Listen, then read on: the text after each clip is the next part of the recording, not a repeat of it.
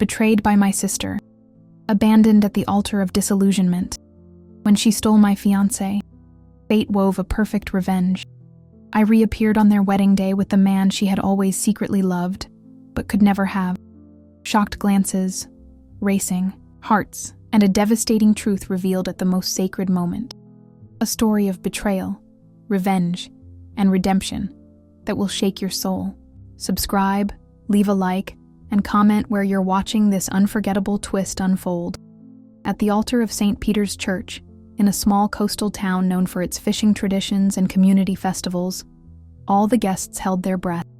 The main door swung open, and, against all expectations, I appeared arm in arm with him, the man my sister had always secretly loved. Shocked gazes turned towards the altar, where my sister, dressed as a bride, froze beside the man who, until 3 months ago, was my fiancé. The pastor hesitated. Murmurs grew, and a palpable tension filled the air scented with lilies and roses. I didn't plan this moment as revenge, although it's impossible to deny the bitter satisfaction I feel seeing her pale face. My whole life, I've been the responsible daughter, the dedicated sister, the one who gave up her own dreams to keep our family together after the tragedy. And how was I rewarded? With a betrayal that tore apart not only my heart, but also my trust in the people I swore to always protect. Our town is too small for secrets. The cobblestone streets, the colorful houses by the sea, the boats moored in the bay. Everything here witnessed my humiliation. The ladies of the town knitting circle, with their nimble fingers and watchful eyes, turned my pain into gossip as they worked their yarn. Poor thing, they'd whisper when I passed. Their pity hurt more than the betrayal. I grew up believing family was sacred. Our parents disappeared during a terrible storm when we were teenagers. One day, ordinary fishermen, the next, just memories swallowed by the sea. I took on the responsibility of caring for my younger sister, maintaining our home, preserving the few memories we had left of them. I postponed my plans to study pre-med in the city to stay here, settling for the nursing program at the local community college.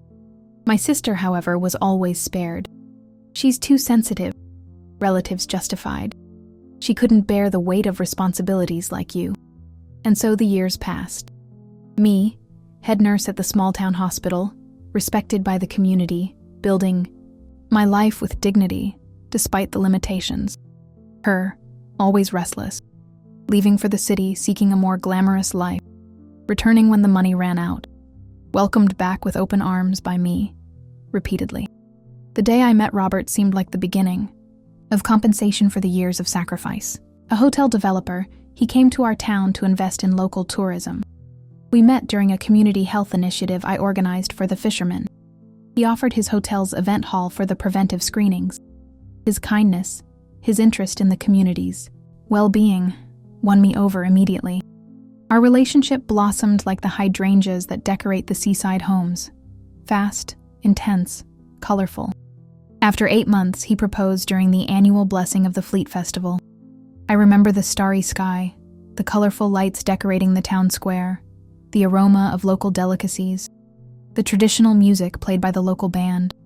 Robert knelt before everyone, offering me a delicate ring with a blue stone that, he said, reminded him of the color of my eyes on sunny days. The whole town applauded. Finally, I would have my fairy tale. My sister returned from the city a week after the engagement announcement. She said she couldn't stay away during such an important time. I offered her our guest room, as I always did. Robert, generous as he seemed, got her a job at the front desk of his main hotel. Family helps family, he said with a smile that, I now realize, hid much more than it revealed. The first weeks were genuinely happy. We planned the wedding, chose the menu, discussed the honeymoon. My sister seemed enthusiastic, offering to help with preparations, suggesting decorations, accompanying me to dress fittings. Naively, I interpreted this as a sincere rapprochement, a delayed maturity. The first sign that something was wrong came during the Midsummer Bonfire Festival. Our town takes its summer celebrations seriously. Bonfires are lit in front of houses. Traditional foods perfume the air. The community dance in the town square brings everyone together. Robert and I were supposed to dance together, as expected of the engaged couple. However, he disappeared for almost an hour. When he returned, he smelled of my sister's perfume. I confronted him, and he claimed he'd been helping carry boxes of drinks for the cider stand. That same night, a familiar face emerged from the crowd. Matthew, son of the town's former doctor, who had left 10 years ago to study medicine at a prestigious university. He was now returning as the new director of our hospital. He greeted me with a warm hug, asking about my life, congratulating me on the engagement. I couldn't help but notice how his eyes briefly flickered towards my sister, who purposefully ignored us. "She's still as beautiful as ever," he commented with a note of melancholy. Everyone in town knew Matthew had been smitten with my sister throughout their teenage years. She, however, always rejected him, preferring the wealthy guys who occasionally visited our town during the summer. "The doctor's son has no ambition," she used to say dismissively. Ironic how life turns out. The following days brought more signs I chose to ignore. Messages on Robert's phone that he quickly hid when I approached. Work meetings that inexplicably stretched late into the night. My sister's sudden interest in more elegant dresses, elaborate makeup, expensive perfumes. "I'm just trying to make a good impression at work," she explained with a smile that didn't reach her eyes. It was during the traditional annual boat parade, when all the boats sailed decorated in honor of the fishermen, that the truth came out. Robert forgot his phone in our room while participating in the parade on his yacht. The screen lit up with a message from her. "Can't wait to see you tonight. She'll be on call until 6 a.m. The impact of those words was like a rogue wave hitting the pier. Devastating. Suffocating. My knees buckled, and I sank onto the edge of the bed, the phone trembling in my hands. I scrolled through previous messages, each more explicit than the last. They spoke of secret meetings, of needing to be careful, of plans for the future. "She never needs to know," he wrote in one. "When we have the money, we can get out of here." Pain gave way to anger, and anger to a calculated coldness I never knew I possessed. I pocketed the phone and headed to the waterfront restaurant owned by Robert's family, where everyone would gather after the parade. I waited patiently, watching the boats return to the harbor, people arriving in cheerful groups, the music starting to play. They entered together, not touching, but with an intimacy obvious to anyone who knew to look. I approached slowly, feeling the curious stares of those who noticed my expression. I stopped in front of them, and without a word, handed Robert the phone. His face instantly paled. My sister, realizing what was happening, showed no remorse. Instead, she lifted her chin defiantly. "The heart wants what it wants," she said simply, as if that justified the betrayal, the lies, the broken trust. Robert tried to explain, claiming he didn't want to hurt me, that it all happened without them planning it. The same empty excuses betrayers have used since the beginning of time. "How long?" I asked, my voice surprisingly steady. 3 months, he replied, unable to meet my eyes. 3 months. Half of our engagement, while I worked double shifts. At the hospital, while I planned our future, while I trusted them both, they were meeting secretly, laughing at my naivety. "Keep the restaurant to yourselves tonight. Looks like you have a lot to celebrate," I said, leaving the place under the shocked gazes of the townspeople, who quickly turned the incident into the new talk of the town. I walked along the deserted beach, tears finally coming in uncontrollable waves. The moon reflected on the sea, indifferent to my pain. I sat on the cold sand, hugging my knees, feeling more alone than I ever had before. That's when I heard footsteps approaching. Matthew stopped a few feet away, respecting my space, silently offering a handkerchief. I accepted, with a choked sob. "The whole town knows already," I commented bitterly. "The whole town is on your side," he replied gently. He sat beside me, and for the first time, I shared my frustrations about always being the responsible sister, while my sister got all the attention and perks. I talked about the weight of carrying a family alone, about abandoned dreams, about the exhaustion of always being the strong one. Matthew listened intently, without interrupting, without offering empty advice. When I finished, he shared his own story, how he overcame my sister's rejection, how he turned pain into motivation to build a respectable career, how he returned to town not by chance, but by conscious choice. I accepted the director position at the hospital where you work because I knew your professional reputation, he confessed. I wanted to work with someone who turned limitations into excellence. That sincere compliment, in that moment of extreme vulnerability, planted the first seed of healing in my devastated heart. News of my canceled engagement spread through town like wind in the sails of fishing boats. The ladies of the town knitting circle gathered under the shade of the maple trees in the town square, discussed the event while their skilled fingers created intricate patterns. I never trusted that outsider, said Mrs. Gable, the eldest among them. A man who smiles that much is hiding something. I avoided community gatherings, the chats after Sunday service, the planning meetings for the next festival. I isolated myself at work, taking extra shifts, focusing on patients' needs to forget my own. Matthew, now my direct supervisor, respected my grieving process, offering silent support through small gestures. Fresh coffee on my desk during exhausting night shifts. Interesting medical articles he knew I'd appreciate. A schedule that considered my need for rest. Just 2 weeks after the scandal, the announcement came that reopened the still raw wound. My sister and Robert were officially a couple. They didn't bother being discreet. They walked hand in hand through the narrow town streets, dined at the waterfront restaurant, attended social events together. Every casual encounter with them felt like reliving the betrayal. The older ladies, guardians of local traditions and morals, showed their disapproval through small gestures. A less warm greeting, a conversation cut short when the couple approached, a forgotten invitation to social gatherings. This subtle rejection deeply bothered my sister, who had always sought popularity and acceptance. A month after the breakup, Matthew invited me to participate in a health project aimed at local fishermen. They're the heart of this town, but often neglected by the system, he explained passionately. We need to offer preventive screenings, guidance on sea safety, treatment for profession-specific issues. I accepted immediately. The project would not only give me purpose beyond the hospital routine, but also be an opportunity to reconnect with the community I had avoided since the scandal. We worked hard, organizing health drives at the docks, visiting fishing families in more isolated areas, creating educational materials tailored to the local reality. During these activities, I realized many residents, especially the older ones, remained supportive of me. They offered words of comfort, shared stories of overcoming hardship, brought small gifts, a fresh catch, produced from their gardens, homemade jam. This silent support network was crucial for my emotional recovery.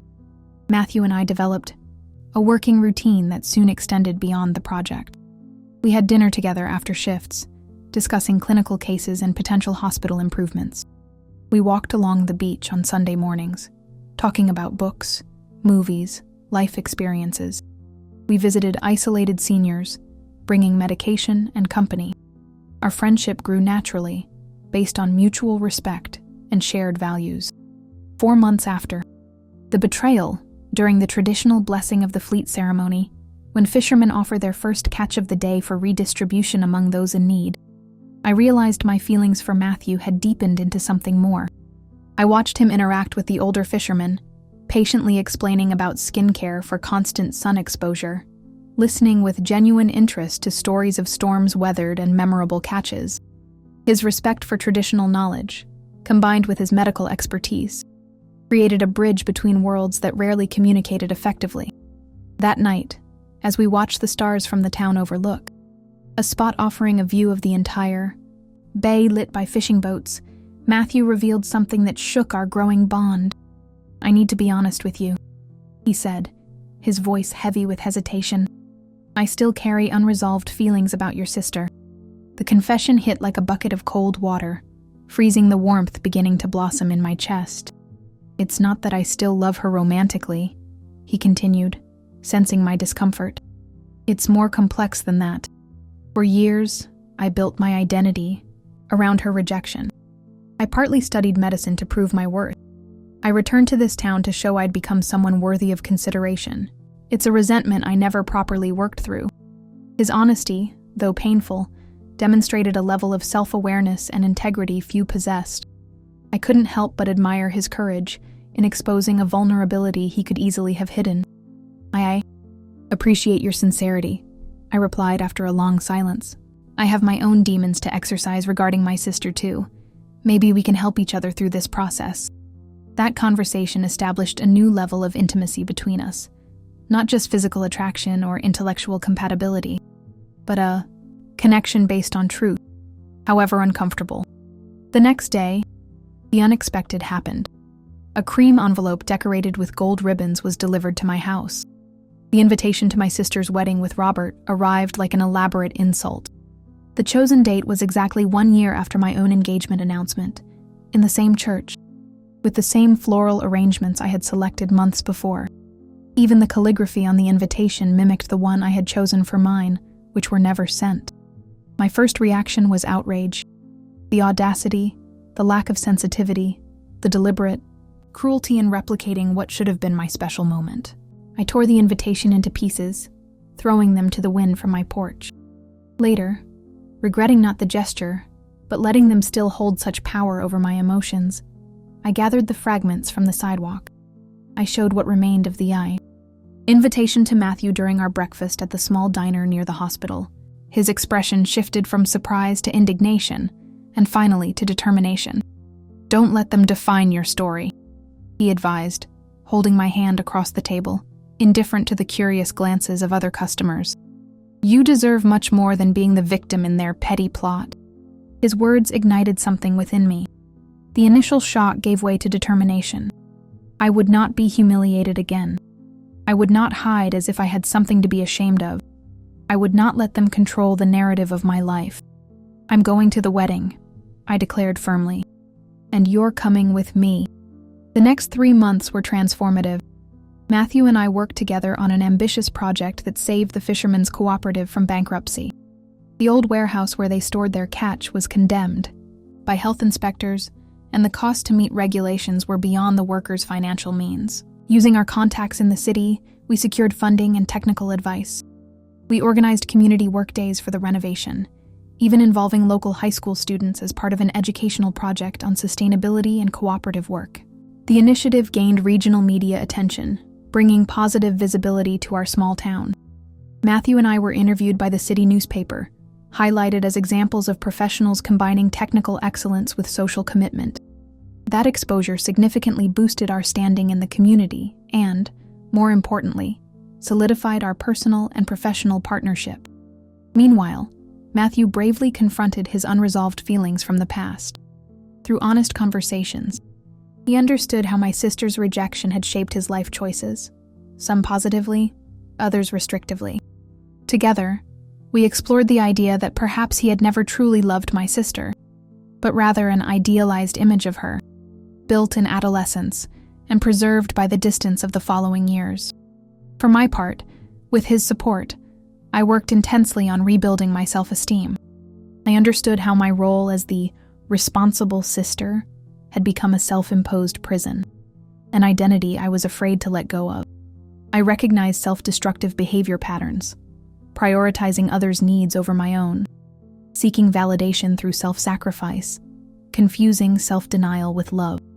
During this period of deep inner transformation, I discovered through the ladies of the knitting circle, always attentive to local happenings, that Robert's main hotel was facing serious financial problems. Apparently, investors had withdrawn, support following rumors of mismanagement and embezzlement. Even more surprising was the revelation that his sudden interest in my sister coincided perfectly with the discovery that she would receive a considerable inheritance upon marriage, an old family tradition established by our grandparents, stipulating that part of the couple's savings would be transferred to granddaughters on their wedding day to ensure their financial independence.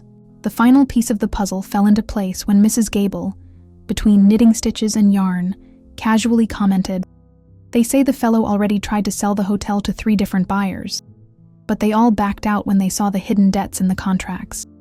Only a hefty dowry could save that business." My sister, always so proud of her supposed independence, was being manipulated without even realizing it. Initially, I considered confronting her with this information, but something stopped me. It would be interpreted as jealousy, as an attempt at sabotage. Besides, there was a petty part of me that wanted to see her discover the truth on her own, to experience the same sense of betrayal I had felt. The week of the wedding, during the annual fishing festival, an event attracting tourists and journalists to our town, the unexpected occurred. My sister sought me out. We met on the old wooden pier where we used to play as children, away from the community's curious eyes. "I need to ask you something," she said, her eyes fixed on the horizon where the sun was beginning to set. "You and Matthew. Is it serious?" The question surprised me. Not the curiosity itself, but the vulnerable, almost insecure tone. So unlike her. "We're building something significant," I answered. "Honestly." "Why?" She hesitated, nervously fidgeting with her engagement ring, an ostentatious piece with diamonds too large to seem tasteful. "Do you think I made a mistake?" she finally asked, her voice barely audible over the sound of waves breaking below us. In a rare moment of vulnerability, she confessed her insecurity. Robert seemed increasingly preoccupied with financial matters, frequently irritable, pressuring her to speed up wedding preparations. Meanwhile, she observed my personal and professional growth from afar, the genuine connection I shared with Matthew, the respect the community showed us. I saw something in her eyes I'd never noticed before. Envy, not of my material possessions, but of what I had built internally, of the peace I was beginning to find within myself, the partnership based on shared values, the purpose that transcended the merely personal. I could have used that moment to humiliate her, to expose Robert's true intentions, to savor her insecurity as petty revenge for the pain she caused me. But I found that this desire for retribution had significantly diminished over the past months. "What I can say is that you deserve someone who chooses you for who you are, not for what you can offer," I replied carefully, sowing doubt without making direct accusations. "Someone who sees your value beyond appearances or convenience." The day before the wedding, during the traditional rehearsal dinner held at the waterfront restaurant, featuring local wines and seafood prepared by the fishermen's wives, Matthew made an announcement that surprised everyone. He had secured approval for a major investment in the local hospital, a new pediatric wing and a treatment center for fishermen's occupational diseases. The project would create dozens of direct and indirect jobs, significantly improving the quality of healthcare available in the region. Guests applauded enthusiastically, and I noticed the look of admiration my sister cast at Matthew. A look mixing regret for what might have been and envy for what would never be. The most impactful moment of the evening, however, was the unexpected arrival of Charles, Robert's former business partner from the city. Apparently drunk and bitter, he started making insinuations about questionable practices in the groom's businesses. "Ask him about those investors from Miami," he provoked loudly before being discreetly escorted out by two of Robert's cousins. The damage, however, was done. Murmurs spread among the guests, and my sister's gaze alternated between admiration for Matthew's inspiring speech and doubt about the insinuations regarding her future husband. On the morning of the wedding, I made a decision that surprised even myself. I visited my sister in the bridal preparation room attached to the church.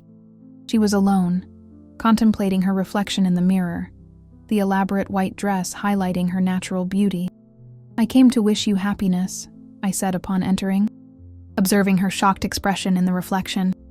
"You came to gloat over my insecurity, you mean?" she replied bitterly. "No," I answered sincerely. "I came because, despite everything, you're my only family." Her suspicious gaze softened slightly. I sat beside her and, instead of confrontation, offered understanding. "Robert is in serious financial trouble," I said directly. "The hotel is drowning in debt, and he sees your inheritance as the only salvation. That's why he initially approached you." I waited for the explosion of anger, the accusation that I was lying out of jealousy. Surprisingly, she just nodded slowly. "I found out last night," she confessed.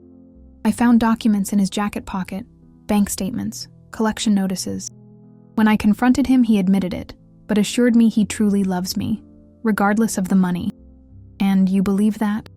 She didn't answer immediately, unnecessarily adjusting the already perfectly positioned veil. "What should I do?"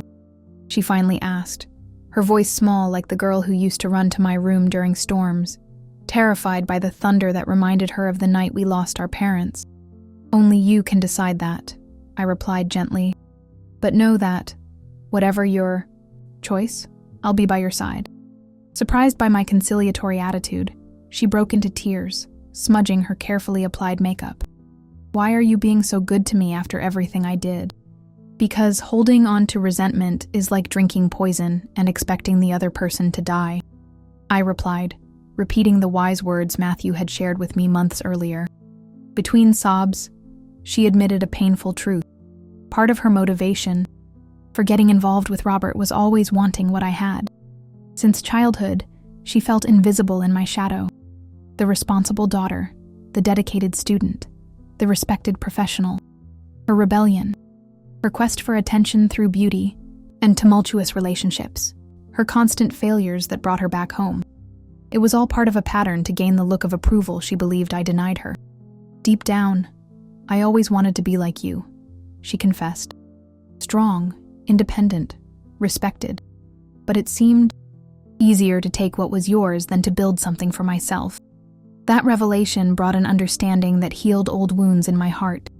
We weren't villain and victim in this story, just two orphans desperately trying to fill voids with misguided strategies. I left her alone to reflect, promising to support whatever decision she made. I headed to the church entrance, where Matthew waited, elegant in his dark suit, a simple bouquet of wildflowers in his hands, my favorites, not the elaborate roses Robert always offered me. "Ready?" he asked, offering me his arm. "More ready than I've ever been," I replied with a serene smile. When the church doors opened and we walked in together, it wasn't out of petty revenge, but to show our support as a couple for my sister's decision, whatever it might be. The buzz was inevitable in a town where family traditions are sacred and weddings are community events that bring together even rivals in the name of celebrating love. Shocked gazes turned towards us, then to the altar, where my sister stood beside Robert. The pastor hesitated, unsure how to proceed amidst the palpable tension dominating the room. What no one expected was that, at the critical moment of the ceremony, when the pastor asked if there was any impediment to the union, my sister would step forward. In a firm voice, she announced, "I myself object." A collective gasp swept through the church. Robert, pale, tried to grab her arm, but she elegantly pulled away. "I cannot marry based on lies and financial interests," she declared, walking towards me. "I learned from my sister that true love is respect, honesty, and mutual growth." In front of the entire gathered community, she publicly asked for forgiveness, embracing me in a gesture that honored the value of family reconciliation so prized in our culture. Robert, exposed for his true nature, immediately demanded reimbursement for the wedding expenses, confirming for everyone present that his interest had always been material. In the following months, I helped my sister rebuild her reputation in town. She rediscovered her talent for local crafts, creating pieces inspired by our family history that soon attracted the attention of tourists and merchants from the city. Eventually, she opened a small shop in the historic downtown, becoming an important part of the local economy. Matthew and I made our relationship official during the next blessing of the Fleet Festival, closing a cycle that began with pain and ended in true love. The ladies of the knitting circle, silent witnesses to the whole saga, commented that our wedding would be the first in decades to truly represent the community's traditional values: respect, forgiveness, and genuine love. The day of our simple, meaningful ceremony, my sister stood beside me as maid of honor, completing the healing journey we both undertook. When Matthew spoke his vows, looking into my eyes with a sincerity Robert never possessed, I knew that all the tears, all the sleepless nights, all the pain had been worth it. Our small coastal town, with its fishing traditions and community festivals, witnessed not just a scandal, but also a profound lesson about forgiveness, authenticity, and the true nature of love. The waves continue to kiss our shore, the knitters continue to weave their stories, and we, finally at peace, build a life based not on appearances but on truth.